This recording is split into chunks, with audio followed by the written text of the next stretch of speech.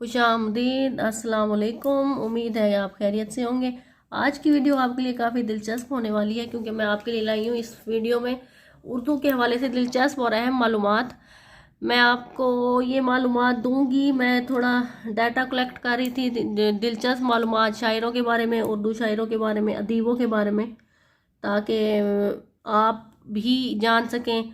और मुझे कुछ मालूमात थी तो मैंने सोचा मैं आपके साथ शेयर कर दूं। तो करते हैं, तो शुरू करते हैं ये वीडियो। और ये मैंने सवालन जवाबन ही इसको कलेक्ट किया है, इसको लिखा है ताकि आपके लिए मज़ीद जो है इंटरेस्ट हो और आपको अच्छे से याद भी हो जाए।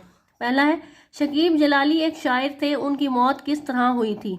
1966 में, मतलब 1966 में रेलगाड़ी के सामने आकर खुदकुशी कर ली थी। देखें, शकीब जलाली जो एक शायर थे, उन्होंने खुदकुशी करके जो है उन्होंने रेलगाड़ी के सामने आकर खुदकुशी कर ली थी।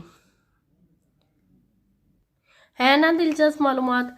अच्छा, दूसरा सवाल है कि 1970 में उर्दू के मशहूर शायर कौन से थे जिन्होंने खुदकुशी कर ली थी? 1970 में, 1970 में उर्दू के मशहूर शायर ने खुदकुशी कर ली थी। मुस्तफ़ा ज़ैदी ने खुदकुशी कर ली थी। ठीक है, ये दो शायर हो गए जिन्होंने खुदकुशी कर ली। एक शकीब जलाली, आप जहन में रख लें, ऑप्शन में आ सकता है। और ये शॉर्ट क्वेश्चन में ख़ास तौर पर NTS PPSC के जो उर्दू लेक्चरार जो टेस्ट वगैरह होते हैं उसमें इस तरह की मालूमात पूछ लिया करते हैं सब्जेक्ट के हवाले से।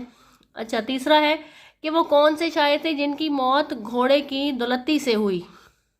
नजमुद्दीन शाह मुबारक की मौत जो थी वो घोड़े की दुलत्ती से हुई। मतलब घोड़े ने दुलत्ती मारी, मतलब घोड़े ने अपनी टांग से उनको टांग मारी, घोड़े की दुलत्ती की वजह से उनकी जो है वफात हो गई, उनकी मौत हो गई। अगला सवाल है, वो कौन से शायर थे जिन्होंने अपनी सारी उम्र नात को ही मौजूए सुख्न बनाया? मतलब उन्होंने सारी उम्र जो भी शायरी की वो नबी पाक सल्लल्लाहु अलैहि वसल्लम की तारीफ ही करते रहे। मतलब नात में ही उसको मौजूए सुख्न बनाया और कोई गज़ल गोई, नज़म गोई, कुछ भी किसी चीज़ में ना पड़े, सिर्फ नात को ही अपना तकिया कलाम बनाया। मोहसिन काकोरदी, इन्होंने पूरी ज़िंदगी नात को ही अपना मौजूए सुख्न बनाया। अगला सवाल है कि वो कौन से शायर थे जो शायरी में किसी के शागिर्द नहीं थे? ठीक है, कौन से शायर थे जिन्होंने किसी की शागिर्दी इख्तियार ना की थी? वो थे शेख इमाम बख्श नासिख। शेख इमाम बख्श नासिक, जिनका हमने पढ़ा है कि ख्वाजा हैदर अली आतिश से जो है उनका मुकाबला, ज़बरदस्त मुकाबला रहता था शायरी के हवाले से। वो ख़ुद को ख्वाजा हैदर अली आतिश से ऊंचा शायर कहते थे कि मैं उनसे बड़ा शायर हूँ, और हैदर अली आतिश कहते थे कि मैं नासिक से बड़ा शायर हूँ। तो उनकी दबिस्तान लखनऊ के हवाले से उनकी काफ़ी जो है चश्मक रही थी। तो लेकिन नासिक ने वो पहलवानी में मिर्ज़ा मुग़ल के शागिर्द थे। ठीक है, इन्होंने शायरी में तो किसी की शागिर्दी इख्तियार नहीं की थी, लेकिन पहलवानी में वो मिर्ज़ा मुग़ल के जो है शागिर्द थे। अच्छा, अब देखिए अगला सवाल है कि ख्वाजा हैदर अली आतिश कौन कौन से नशे करते थे? एक बहुत बड़े शायर ख्वाजा हैदर अली आतिश, शायरी में बहुत बड़ा नाम, दबिस्तान लखनऊ के हवाले से, दिल्ली के हवाले से, वो भांग, चरस और हुक्का पीते थे। वो इन नशे में जो है मुब्तला थे, ये नशे वो किया करते थे। और सिपाहियाना जो है वो अपना अंदाज रखते थे, मतलब सिपा सलार थे, मतलब तलवारें चलाना, सिपाहियाना मिजाज रखना। वो बहुत बहादुर वाक़या हुए थे और अपनी ज़िंदगी बहुत सादगी से इन्होंने बसर की। मिर्ज़ा मोहम्मद रफ़ी सौदा को कुत्ते पालने का शौक़ था। आप बताइए कि दाग दहलवी को किस परिंदे के पालने का शौक़ था? मैं दाग दहलवी के बारे में आपको बताऊं कि दाग दहलवी, जिनको अल्लामा इकबाल जैसे अजीम शायर का उस्ताद होने का शर्फ हासिल है, दाग दहलवी जो है वो उनको तीतर पालने का शौक़ था। बहुत बड़े शायर अल्लामा इकबाल उनको अपना उस्ताद मानते थे। उर्दू के वो कौन से शायर थे जिनकी नमाज जनाजा ईद उल अजहा के दिन पढ़ी गई?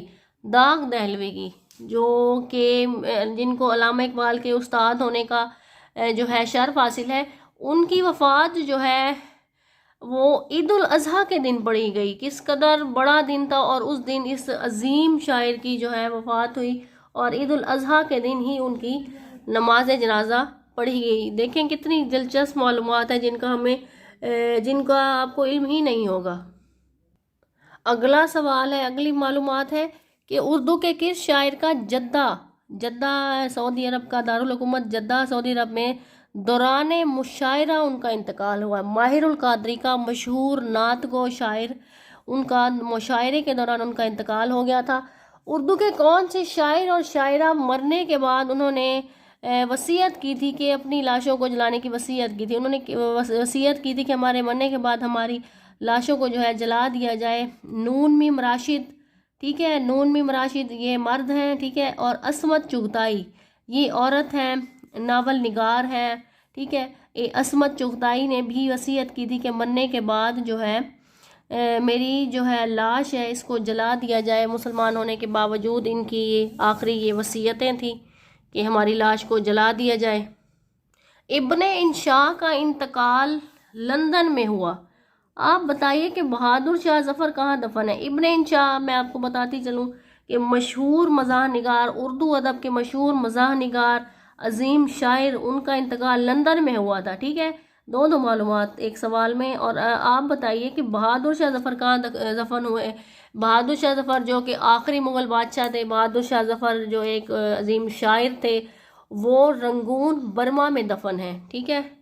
उनको वहाँ पर कैद किया गया था और वहाँ पर ही उनकी वफ़ात हो गई थी। अगला है कि उर्दू के मशहूर मज़ाह निगार पितरस बुखारी न्यूयॉर्क में दफन है, ठीक है। आप बताइए कि मौलाना मोहम्मद अली जौहर कहाँ दफन है। मौलाना मोहम्मद अली जौहर बैतुल मुक़द्दस में दफन है। मौलाना मोहम्मद अली जौहर, मैं आपको एक और मालूमात दूँ कि मौलाना मोहम्मद अली जौहर जब पाकिस्तान वजूद में नहीं आया था, आज़ाद मुमलिकत के हसूल के लिए वो अंग्रेज़ों के पास गए, बरतानिया में गए कि मेरे मुल्क को आज़ाद कर दो, मैं यहाँ आज़ादी लेने आऊँगा और जब तक तुम मेरे मुल्क को आज़ाद नहीं करोगे, हम मुसलमानों को आज़ाद नहीं करोगे, मैं यहाँ से नहीं जाऊँगा, मैं यहाँ पर बैठा रहूँगा। और उन्होंने बैतुल मुक़द्दस में ही जो है गए और बैतुल मुक़द्दस में उन्होंने वफ़ात पाई। किस शायर ने खुद अपनी तारीख़ी वफ़ात निकाली थी और वो बिल्कुल दुरुस्त साबित हुई। मोमिन खां मोमिन, जिनका आपने मैट्रिक में FA में जो है इनकी शायरी पढ़ी है, ठीक है। और वो उन्होंने अपनी जो है तारीख़ी वफ़ात निकाली थी, वो छत से गिरने की वजह से फौत हो गए थे। उन्होंने अपनी तारीख़ी वफ़ात निकाली थी और जो तारीख़ उन्होंने निकाली थी वो उसी तारीख़ में ही वफ़ात पा गए और उनकी वफ़ात का सबब बना कि वो छत से गिरे और उनकी वफ़ात हो गई। अगला है कि उर्दू के अनासिर खमसा कौन से हैं। मतलब उर्दू के जो है बुनियादी शायर और बड़े बड़े जो है शायर अदीब हैं वो कौन से हैं। खमसा मतलब 5 अनासिर कौन कौन से हैं।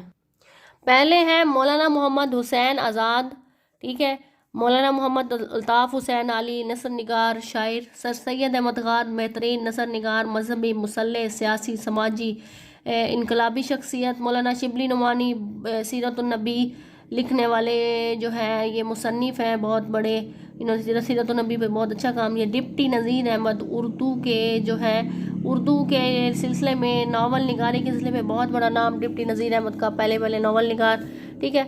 उर्दू के उस मशहूर शायर का नाम बताइए जो मौसीकार भी थे। अमीर खुसरो, ठीक है। सैयद सुलेमान निदवी और अल्लामा शब्बीर उस्मानी का मज़ार कहाँ है। इस्लामिया कॉलेज कराची में उनका सैयद सुलेमान निदवी और अल्लामा शब्बीर उस्मानी, सैयद सुलेमान निदवी जो कि मौलाना शिबली नुमानी के जो है शागिर्द थे, उनका मज़ार इस्लामिया कॉलेज कराची में है, इन दोनों शख्सियतों का। अगली मालूमात है कि कौमी तराने में उर्दू के कितने अल्फाज हैं। सिर्फ एक का लफ्ज़, मतलब कौमी तराने का सिर्फ एक लफ्ज़ जो है कौमी तराने में उर्दू का है वो है का। एक लफ्ज़ जो है का, सिर्फ का लफ्ज़ जो है वो कौमी तराने में आया है और वो उर्दू का है, ठीक है। अगला है कौमी तराने की धुन किसने तैयार की थी। कौमी तराना जो बजाया जाता है धुन पे, उसकी धुन किसने तैयार की थी। अब्दुल करीम छागला ने कौमी तराने की धुन तैयार की थी। कौमी तराने का दौरानिया कितना है, 1 मिनट। कौमी तराने का जो दौरानिया 1 मिनट में पूरा तराना जो है पढ़ लिया जाता है। उम्मीद करती हूँ कि आपके लिए मालूमात काफ़ी नई होगी। आपने पहली दफ़ा कुछ सवालात ऐसे होंगे जो आपने सिर्फ पहली दफ़ा सुने होंगे, अगर तो कमेंट में ज़रूर बताइएगा अगर आपकी मालूमात में इजाफा हुआ है तो। और अगर वीडियो पसंद आई है तो लाइक ज़रूर कीजिएगा और हमारे चैनल को अभी तक सब्सक्राइब कर दें ताकि नेक्स्ट भी फ्यूचर में आने वाली वीडियोस भी इंशाल्लाह ऐसी मालूमात आपके पास पहुंचती रहें। Thanks for watching.